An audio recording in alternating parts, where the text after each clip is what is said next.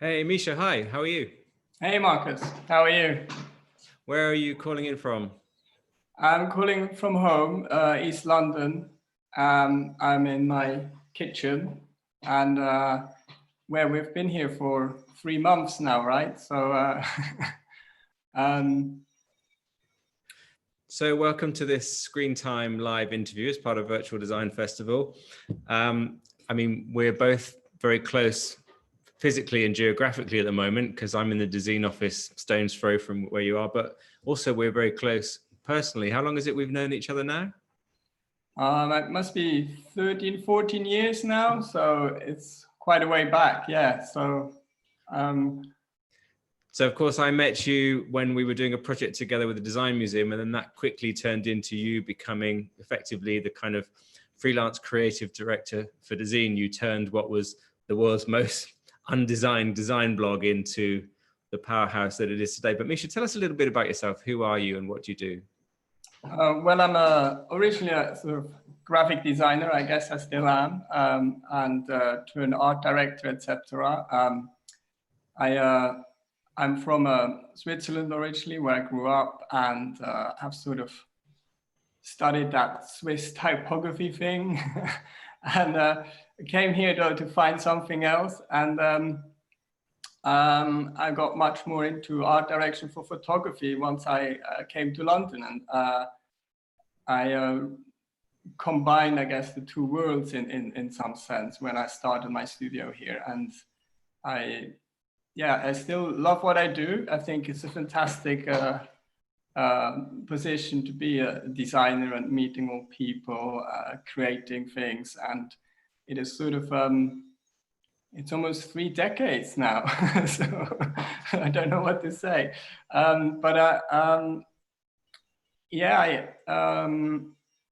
Tell us a little bit about the kind of work that you do now.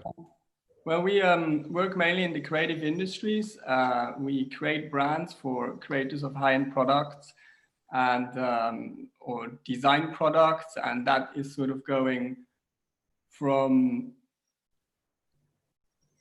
now with product design, interiors, architecture. We work with developers, but also a lot with the arts. And in these sort of industries, we have pretty much worked all around in the last 20 years, helping them promoting their designs, promoting their developments, and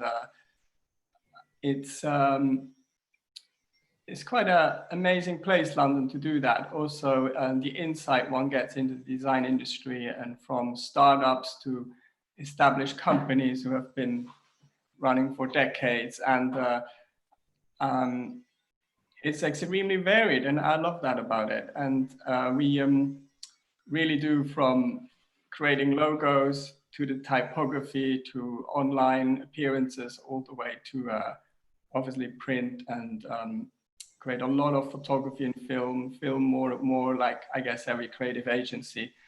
But it's always sort of, we always try to strive to sort of top end quality, and that's kind of also what we ask to do in a sense. And how have the last 3 months been for you? Have you been quiet? Have you been more busy than normal? Have clients run away, or do people need to communicate visually more than ever now? It's just changed the landscape, really. It's some clients, it's often to do with their dynamics, how they want to change and progress. And if you work on as a sort of brand guardian, as I do for some brands, some people really embrace change, and we help facilitating change and through design. And there's more action with the people who go forward. Okay, no, let's change, let's do things. And clearly this lockdown has, some people have said, no, we're going to shut. and it has been a lot of work trying to figure out with everyone what could work best for them and how they could change. And that was the main piece of work, especially in April and early May. And so I've been very busy all day long. I guess it's also, although design is quite easy to do remotely, it's still hard not to meet people. It's still hard not to be in the same space to understand each other exactly what the situation is and what we could do. And but to some degree, I really enjoyed the change, that things change around. Of course, we also have clients like design fairs, and these events couldn't happen. And so that is, a lot of this is postponed. But even then, you need to sort of figure out what are we going to do instead, and how are we going to engage with our audience. And I think what we did together with the Dezeen and the Virtual Design Festival was fantastic. Also, obviously, you were super fast. I think one of my designers went like, "Hey, Dezeen, they got this design festival going on." And I went online, it's like, it was this website, and it sort of said, announced the design festival, but it didn't do anything else. So I called you to figure out, okay, what are we going to do? This is great, and this would be really exciting. And I think it seems like, you know, seeing you all smile, and everyone with these interviews and messages, etc. It just translated so nicely, and it's fantastic.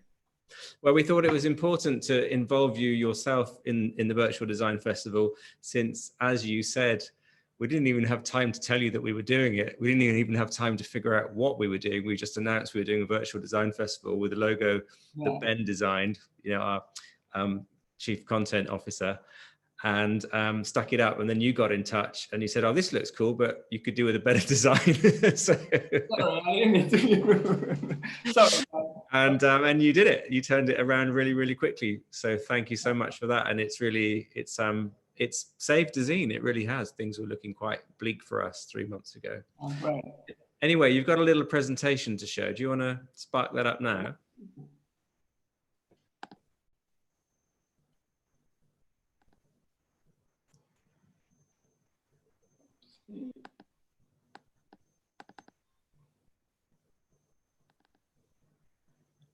There we go.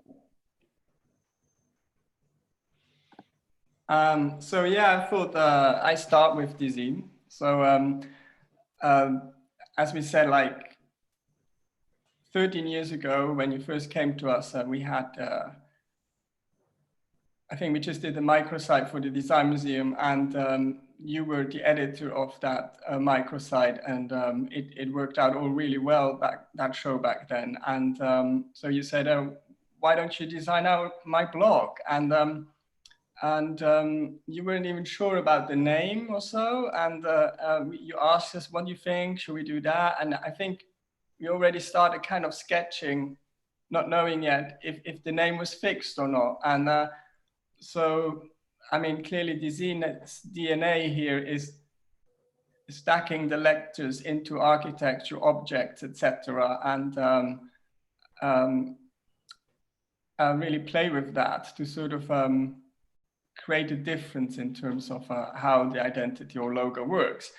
And this came partially out of sort of the idea of, well, how does it work as a masthead? How does it work for this and that? And we wanted to have something flexible that can sort of evolve. And I think, although we haven't used every single possibility of the dozens of stacking ideas of the logo, we then later, with creating lots of other platforms such as awards, etc., completely managed to use the stacking idea to its full extent. And it really was helpful almost in a pragmatic way then.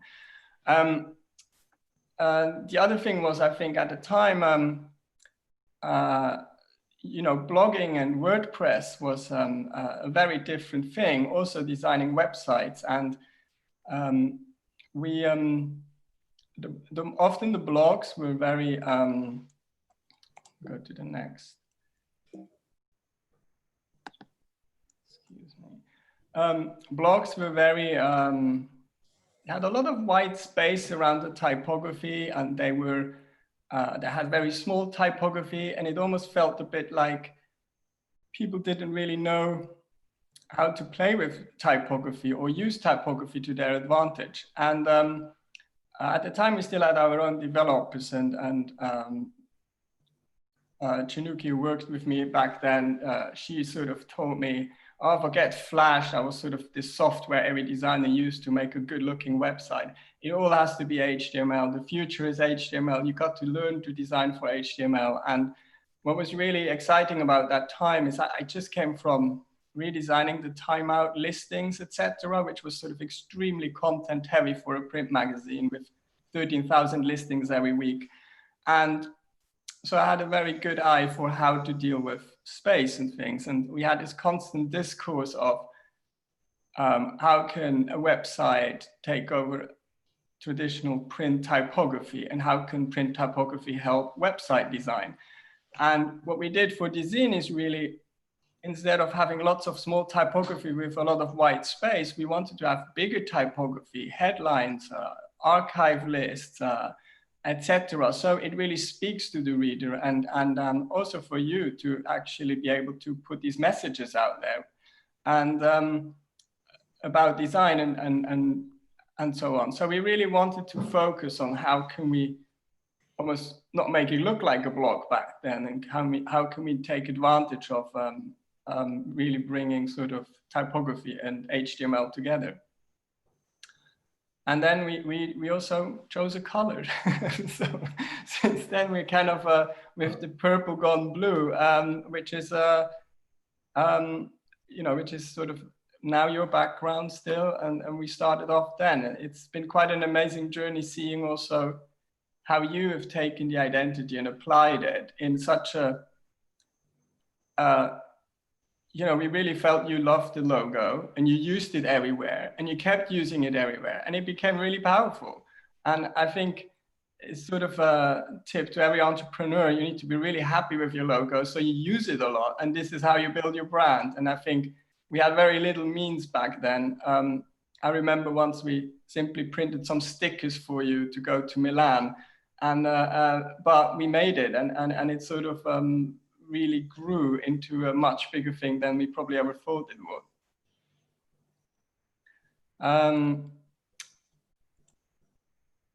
Here we are. This is sort of a last iteration of Dezeen I really love. It's when we did the awards in this massive London gallery.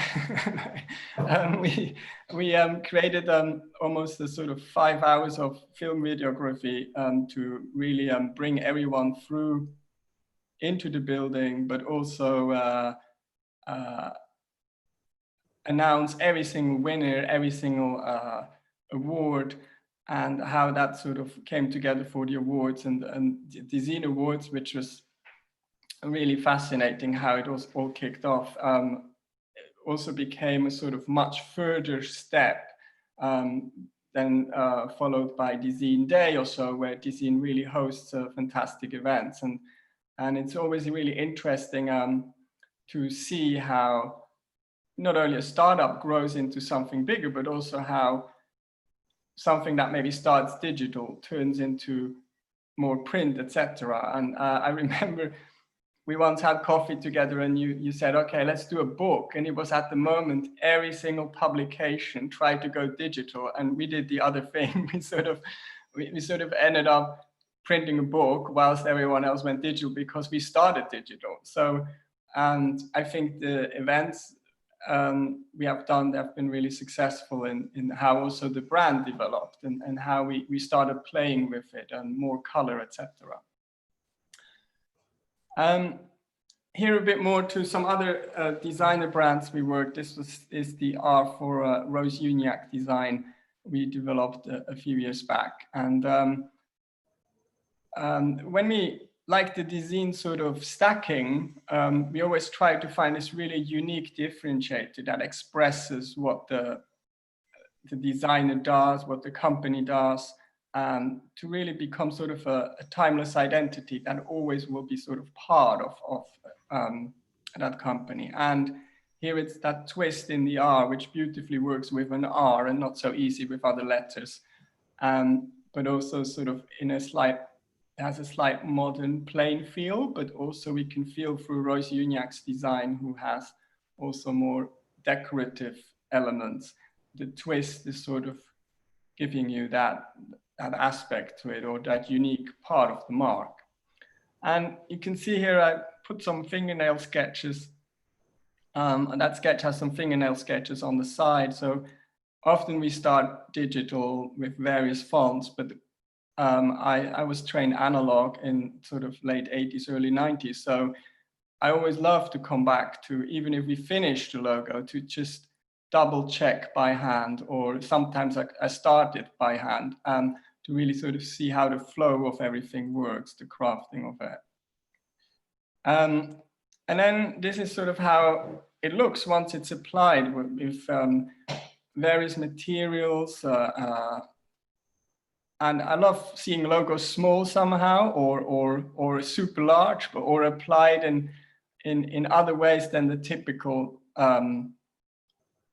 website masthead or print collateral. And here, the packaging series, for example, the design is just how we crease the paper and how the R is applied with the sticker.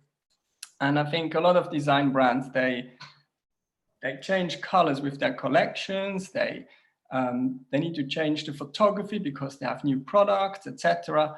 So it's really important to be super versatile, and one can't just sort of pick a color and then call it a day with a manual. And I think that tactility needs to follow through with the identity. We have also worked a lot with property developers. This is for a logo for applied on marble, is for a building in London. And it sort of has a slight Art Deco feel in the interior.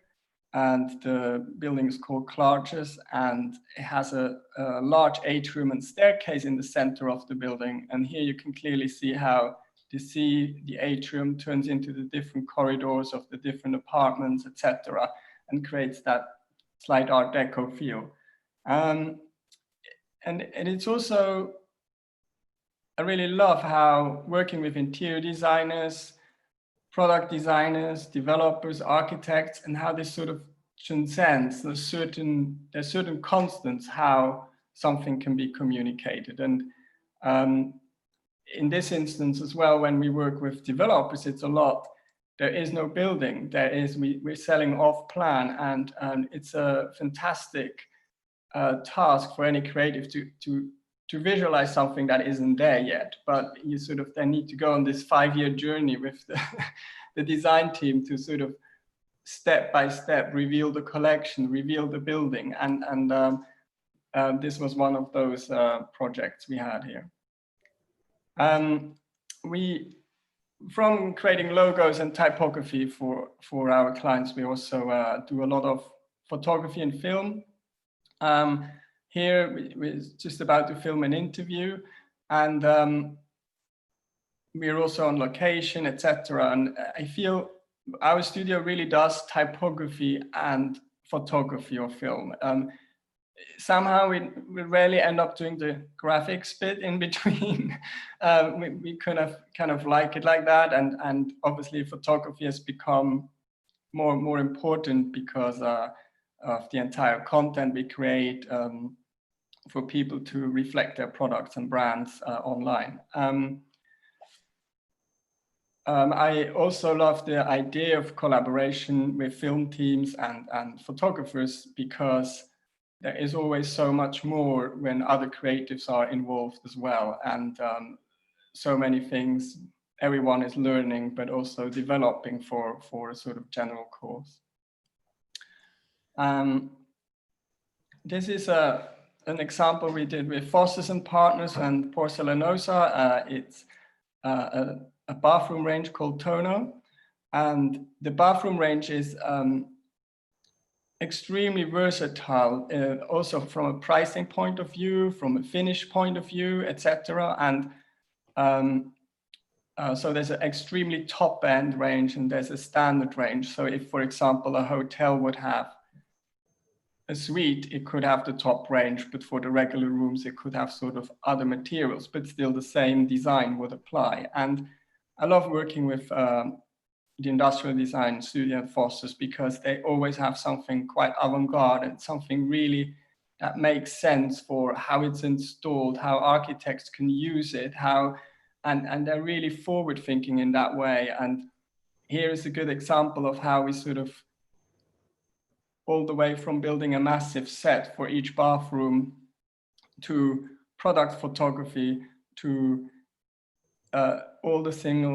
every single cat drawing had to be converted for anybody to understand what is what and what the sizes are. So a very pragmatic but beautiful job in a sense. And this is exactly how also we orchestrate the photography for brands from A to Z. So on one end, it's really about communicating to consumers. On other ends, it can be more towards B2B. And I found that also fascinating, how different kinds of photography can help. We worked for a few years now with an estate called the Donham Estate in California. We have quite a lot of international clients, and this is a sculpture park and vineyard. And we photographed the sculpture park for over 1.5 years, almost twice a week, and to capture each different weather condition, the different seasons, and as well as the sort of day-night feelings. And as we were photographing, there were new sculptures coming and the landscaping changed. So it was a real challenge, but also really quite amazing how one can create quite atmospheric photography for, and not just studio-like, for the arts, and which often is like product photography in a gallery on a white background, etc. And this was exceptionally exciting because of that. One can then sort of see from that photography how we then sort of start applying it. That was a book we did for the sculpture park, and how we sort of play with materials again and merge the photography together with the materialization of it all.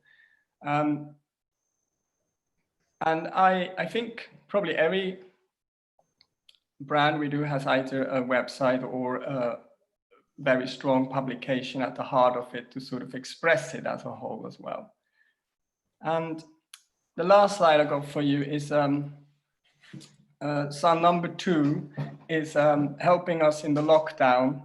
And so you can see we also had to find ways around it. We had a rather large presentation recently, and to explain things, we literally plastered the living room with sketches we wanted to discuss. And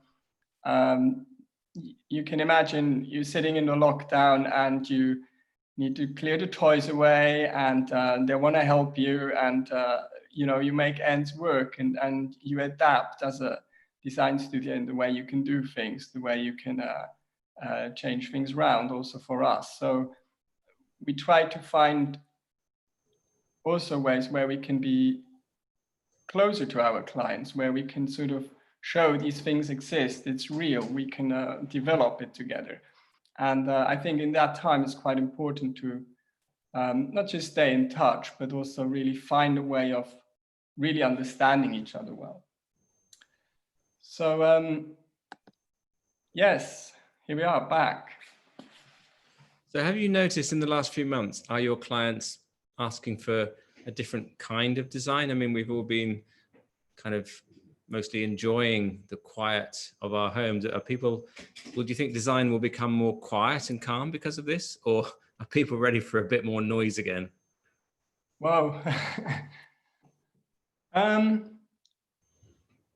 think a lot of people are worried they lose their presence in that time, because they have done it differently. They had a store, or they had a fair, or so. So the main question is, how do we keep engaging our audiences? How do we keep communicating with them? And how do we also engage them to then come back to us, to come back to the store? And we've been brainstorming various ways of how one could engage. And what we heard a lot was, oh, we always wanted to do more online, so let's do this now. But it's not that simple, because obviously now the situation changed. If everyone just put lots of things online, that's not going to really be strategic enough or really help in the right spot. So one needs to really figure out what can engage people properly. And now they get many more newsletters. Now they get social media went like in such different ways, and so on. So I think it's really important to stay to the sort of core brand values and keep communicating who you really are. And so there were some basic things about that. And then the long question of, well, what will happen? When do we open the store? When do we, can this fair still happen or not? And that kind of, or what do we do instead? And that kind of planning was very difficult because sort of in March, we all realized coronavirus time is like 4 times faster than it was before. You would plan one thing one week, and the next week it would change again. And so I think that was quite tricky to manage in that sense. I think people are worried about safety, and they want to be sensible. They want to not come across like they ignore the situation or they say something wrong. I think that's really important.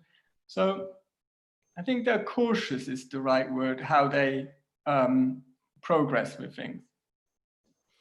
Obviously, we've seen a new type of graphic design in the last few months, the kind of the social distancing warnings, the government campaigns, new terminology. There's signs that tell us to stay 2 meters apart. There's stickers on the floor in shops telling you where to stand. What do you think that? I mean, it also graphically, it's a bit of a mess. But do you think like bad design is actually better at communicating a message in that situation, or do you think it's a really big missed opportunity? Well, I don't think bad design is a good communication, because that's bad design. So I think it's interesting. I thought about that as well, and I thought a lot about how could, for example, existing pictograms or railway or subway systems, which have been developed over years and have been made very clear in terms of how to navigate an airport, etc. Why people didn't serve themselves more of this knowledge that has already been developed. And some arrows and things, they're all purple, and I don't really know why they're purple, because you can't really see purples as well as, say, for example, red or yellow or orange. But I think the graphics, yeah, they aren't great, but everything is done just so on the go that I wouldn't really blame the people who came up with it in sort of nano speed. And I also think if it would be too designer, it needs to have a certain simplicity that literally everyone understands it. So it couldn't be, it would not be about style. It would really be about the true sense of design. How can we get people to navigate? How can we make it very clear? And I think they still could be clearer. I definitely think the sort of 2 meters distance rule posters, they still could be very much clearer in that sense. It's good they're 2 meters long, though, the banners, so you know what it is. Well, originally they weren't. Originally in the local parks, there were signs saying stay 2 meters apart, but they didn't tell you how much 2 meters was. Right. Kind of confusing.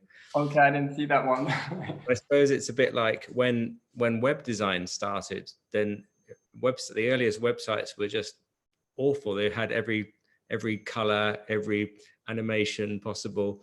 And the early days of desktop publishing as well. It was like a time when people just threw every single trick that was at their hands at it. Yeah, it's changed. I mean, online design has changed so much. I think it's like sort of before things became responsive, website design was still a bit working like you would design a poster or a page of a magazine or something. And it was very much a page. And yes, you could scroll down and sometimes left or right, but that was about it.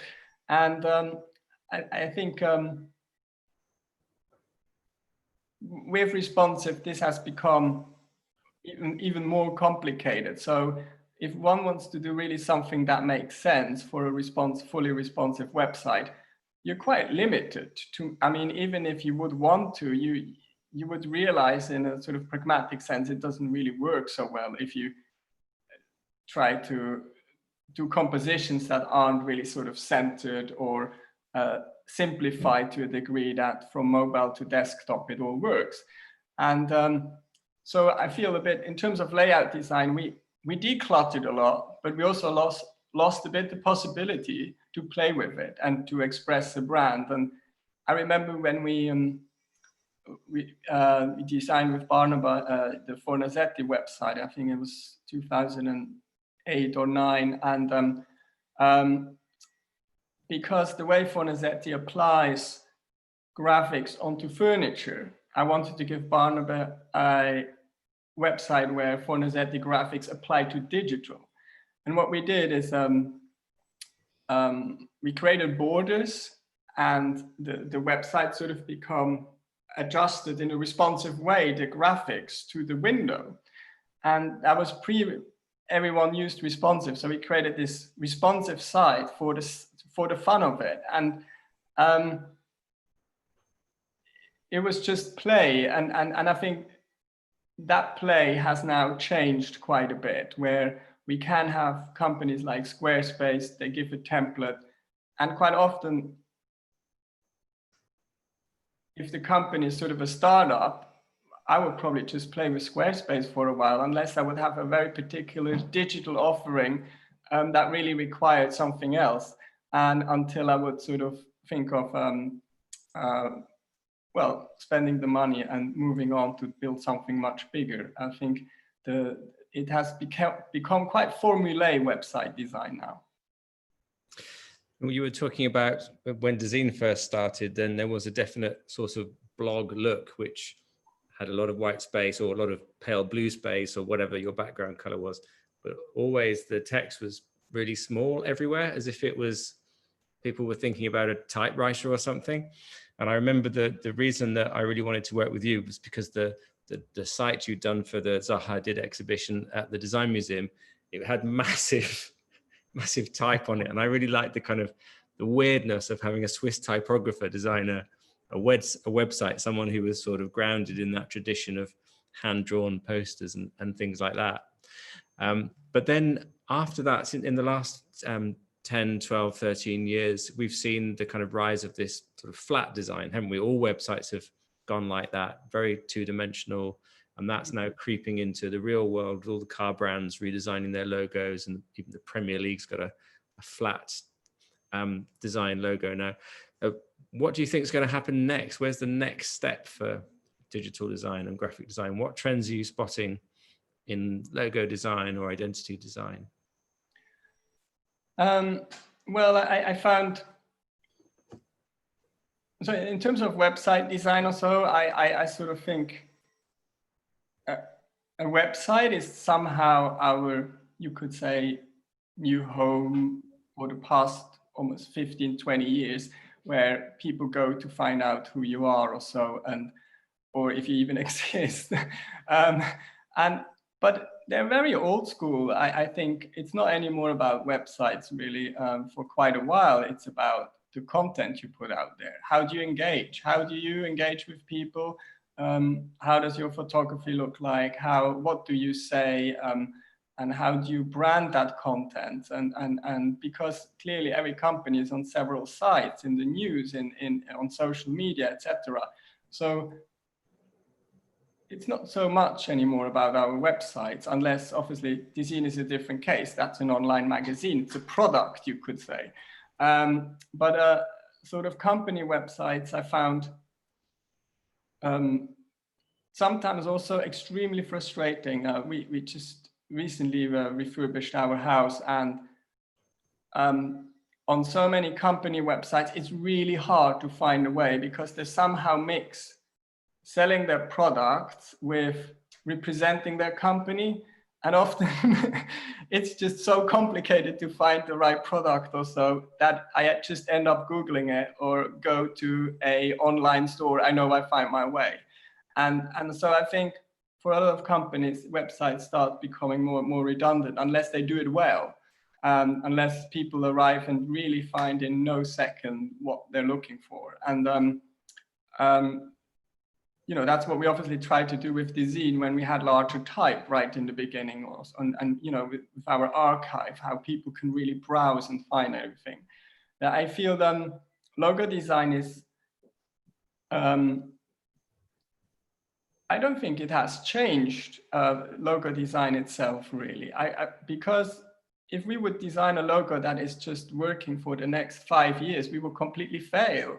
So logo design, the art of that is really to dig in to figure out what is the core thing this business is doing or this designer, and then really build up around it and refine that to such a small thing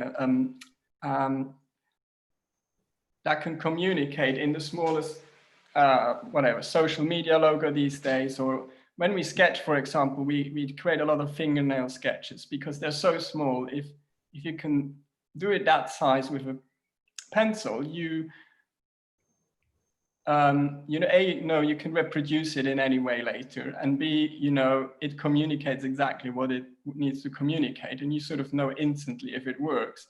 And that hasn't changed online, and that has so if you engrave it on a little button, if you have it on social media, if you have overlaid with pictures inside, etc., or 3D, that all needs to work, and it needs to work for decades. So because the brand becomes more powerful, the more it uses a very distinct logo.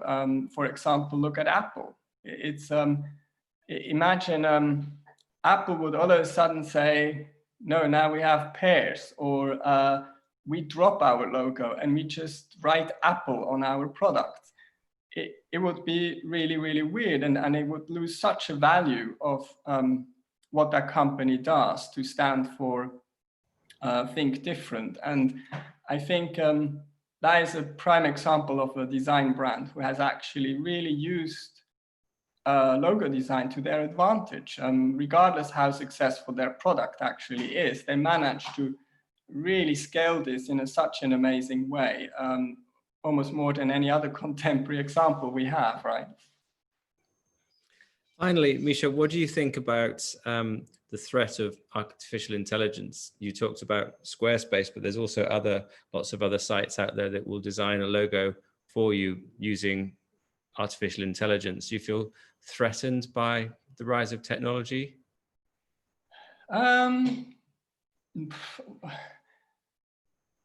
Personally, I'm sometimes a bit worried about what's happening, but it's more sort of on a different level, not on terms of logo design or so. I still feel we are also a service industry, servicing people to create their brands and logos. And that means we have a lot of contact with people, we talk a lot, we really figure out how to tailor things for them, and some people, they just say, look, Micha, I just want a splash of red. And somehow you can't get them off that thought, even though it doesn't make sense for what they do. And so creating brands is sometimes also very personal, especially for startups. And I don't think, you could argue you could create an algorithm that creates X monograms and logos. But I think there needs to be a certain exchange as well between people, that people feel empowered to do what they do. And I feel a lot of the conversations with arriving at a good logo solution is finding together a way. Why have we got a logo like that? Why does it look like that? Why are we like this? And once people really feel strong about their identity, they are ready to go out there and tell everyone. And if one just presses a button and the logo comes back, I'm not sure how empowered these people will feel. I'm going to go out there and tell everyone who we are. And so I feel that there's also that process which is hugely important involved in that, and won't just be replaced by artificial intelligence. I think the artificial intelligence I'm more worried about is sort of we more and more don't know anymore what's true and not. or is this my friend or is it the algorithm? Is this and I think that's kind of quite perplexing, where we're sort of almost robbed to knowing what is real and what is not real, and I think that one can embrace it, and or one can just be scared and yeah, pack up, but we'll see. And I suppose also that graphic design and branding gives, helps a brand be trusted by its audience, especially for a media brand like ours in this era of fake news, which we all battle against. Absolutely. I think, and this is why, in a sort of really conservative way, it's good to repeat your logo. It's like your signature. Otherwise, you sort of, if you keep changing your signature all the time, people don't trust you anymore, right? And as a brand, that's kind of the same thing. And there is various design brands, they, not just Apple, but also various luxury fashion brands or others. And there's a particular aesthetic to that as well, to these sort of brands and logo types. If they wouldn't put their logo on the product would be half as much worth, or people wouldn't be willing to pay this much. And I think that the trust building through the brand signature, you could say, is hugely important in that respect. Micha, we've got one question for you from a viewer. Question from Obin Robinson. What is the most important rule to follow with logo design? What is the one thing that should always be avoided? So I guess that's two questions. The most important rule, and I guess the biggest no-no. I think the most important rule is it's got to be absolutely truthful and tailored to what the company does, because if it's not, then it's not meaningful, and then it's frivolous, and it will take less than 3-5 years and they will choose a different logo, or they will just write their name on the product in sans serif bold and say, this is who we are, and don't create an opportunity through having an identity or so, and a strong trademark. So that, I think that's the most important, so that the logo is really embedded in what is the company about, what do they do. And what is the worst thing one can do? Splash of red? Yeah, splash of red.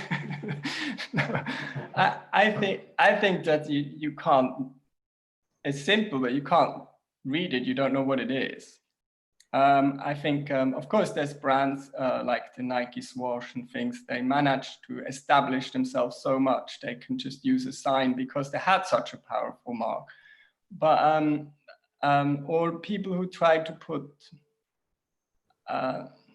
7 words on the logo mark or so, because that can never be scaled down, it's complicated, no one wants to look at it. It's really about simplifying it to the core. Yeah. Okay, Micha, it's been great talking to you. And thank you so much for all the amazing work you've done with us over the years. And long may it continue. Yeah, exactly. It's been amazing being part of it all. So I'm looking forward to it all as well. Thank you very much. See you soon. Thank you. Bye. Bye, Marcus.